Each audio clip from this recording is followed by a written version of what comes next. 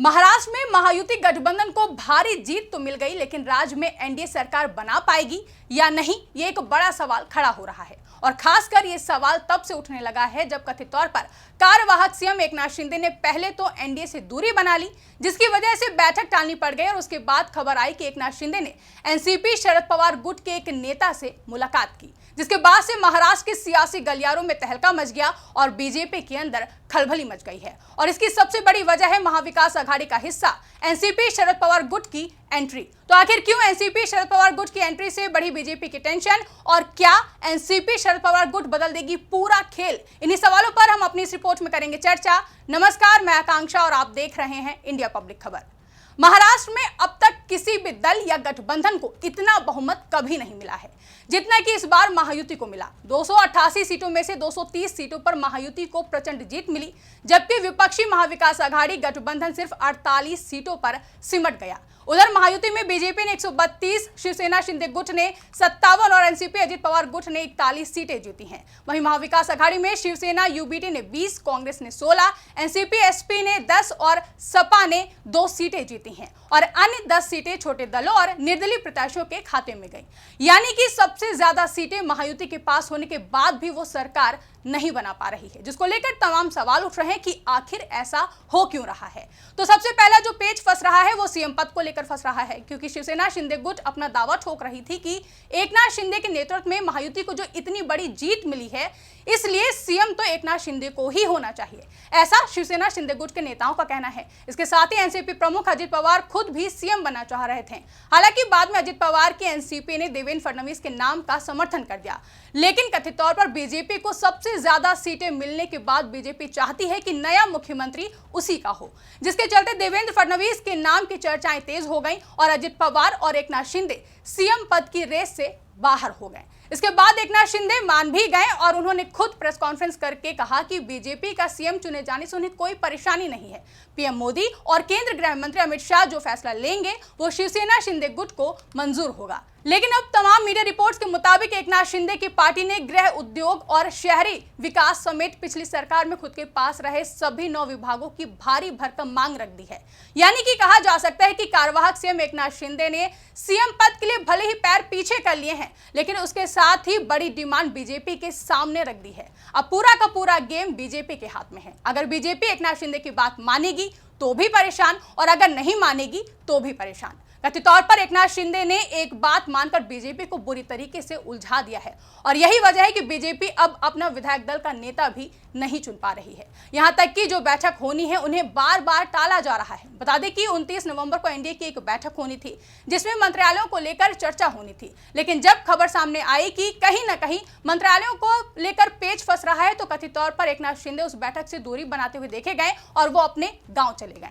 लेकिन इसी बीच जो खबर सामने आई उसने सभी को हैरान कर दिया, क्योंकि एकनाथ शिंदे ने अपने आवास पर शरद पवार गुट के नेता जितेंद्र आव्हाड से मुलाकात की और उसके बाद से बीजेपी की टेंशन बढ़ गई, क्योंकि बीजेपी एकनाथ शिंदे की बात मानने को तैयार नहीं है। और ऐसे में कथित तौर पर एकनाथ शिंदे बीजेपी पर दबाव बनाने की कोशिश कर रहे हैं, और इसमें उनका साथ दे रहा है एनसीपी शरद पवार गुट।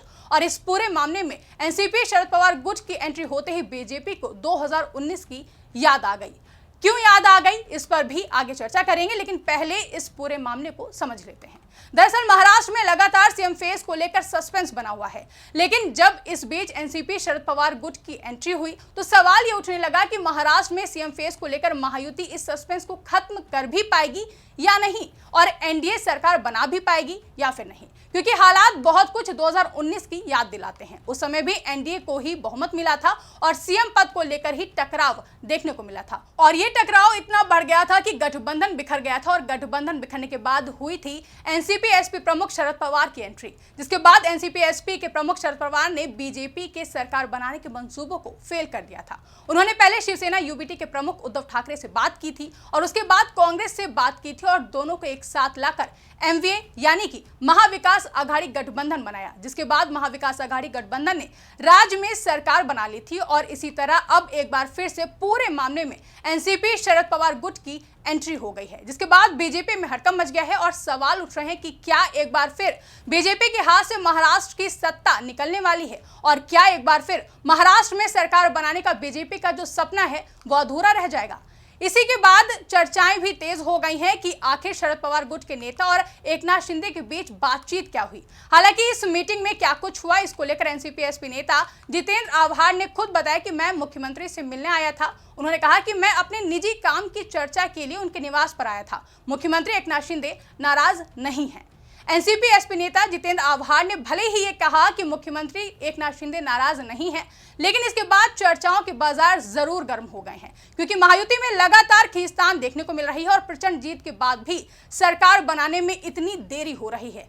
अब इसमें दोनों के साथ आने की चर्चाएं भी सामने आ रही हैं, क्योंकि विधानसभा चुनाव के दौरान भी एनसीपी शरद पवार गुट की तरफ से एकनाथ शिंदे के खिलाफ एक भी बयान सामने नहीं आया था। तो वहीं शरद पवार की तरफ से अपनी पार्टी के नेताओं की तरफ से यह साफ कहा गया था कि एकनाथ शिंदे के खिलाफ बोलने से बचें। मीडिया रिपोर्ट्स के मुताबिक एनसीपी एसपी सांसद सुप्रिया सुले ने तो साफ तौर पर कहा था कि देवेंद्र फडणवीस को निशाने पर रखें, लेकिन एकनाथ शिंदे के खिलाफ कुछ भी बोलने से बचें। यानी कि कथित तौर पर यह साफ है कि शरद पवार की पार्टी लगातार विधानसभा चुनाव के बाद बनने वाली स्थिति पर नजर बनाए हुए थे कि अगर महायुति सत्ता में आ भी जाती है तो सीएम पद को लेकर टकराव जरूर होगा। बीजेपी सीएम पद हासिल करने पर जोर लगाएगी और इसी में शरद पवार को खेल करने का बड़ा मौका मिल जाएगा। और कथित तौर पर शरद पवार का जो अनुमान था वो मौजूदा वक्त में हो रही चर्चाओं को देखकर कहा जा सकता है कि वो अनुमान सच निकला, क्योंकि चुनावी परिणाम सामने आने के बाद से लगातार महायुति में सीएम पद को लेकर खटपट देखने को मिल रही है और 8 दिन बीत जाने के बाद भी सीएम फेस को लेकर कोई घोषणा महायुति की ओर से अभी तक नहीं की गई है। हालांकि सिर्फ एकनाथ शिंदे के पाला बदलने से बीजेपी को ज्यादा कोई नुकसान नहीं होगा, क्योंकि बीजेपी के खुद के 132 विधायक हैं और उसे 5 निर्दलीय विधायकों का भी समर्थन प्राप्त हुआ है। इस तरह 288 सदस्यीय महाराष्ट्र विधानसभा में उसे अपने दम पर बहुमत साबित करने के लिए सिर्फ 8 विधायकों के समर्थन की जरूरत है। अजित पवार की पार्टी एनसीपी के 41 विधायकों के समर्थन के साथ यह आंकड़ा 178 तक पहुंच जाता है। लेकिन हां, अगर अजित पवार भी पाला बदलने के बारे में सोच लें तब यह आंकड़ा जरूर बदल सकता है और 2019 वाला चक्र एक बार फिर से घूम सकता है और बहुमत एमवीए को मिल सकता है। लेकिन कैसे, अब उसे भी समझिए। सबसे पहला और बड़ा सवाल तो यह है कि इतनी कम सीटें जीतने के बाद भी बहुमत एमवीए को कैसे मिल सकता है। तो इसे ऐसे समझिए कि पूरी एमवीए के पास 48 सीटें हैं, इसी तरह 57 सीटें जो कि एकनाथ शिंदे के पास हैं वो भी एमवीए के साथ चली जाती हैं और दूसरी तरफ अजित पवार जो 41 सीटें हैं वो भी उधर लेकर चले जाते हैं। तो इन सारी पूरी जो सीटों का समीकरण होगा वो 146 तक पहुंच जाएगा। तो ऐसे में कथित तौर पर पूरे चांसेस हैं कि अगर बीजेपी एकनाथ शिंदे को मनाने और उनकी मंत्रालयों को लेकर की गई जो डिमांड्स हैं उन्हें मानने में चूकी तो महाराष्ट्र में बड़ा खेल देखने को मिल सकता है। सीएम एकनाथ शिंदे सरकार में शामिल होंगे या नहीं, इस पर विचार किया जा रहा है, लेकिन इंतजार इस बात का किया जा रहा है कि पहले बीजेपी सीएम का चेहरे की घोषणा करे। दिल्ली में बैठक के बाद से शिंदे सतारा जिले में अपना पैतृक गांव वो चले गए थे। वहीं भाजपा ने महाराष्ट्र की नई सरकार के शपथ ग्रहण की तारीख की घोषणा कर दी है।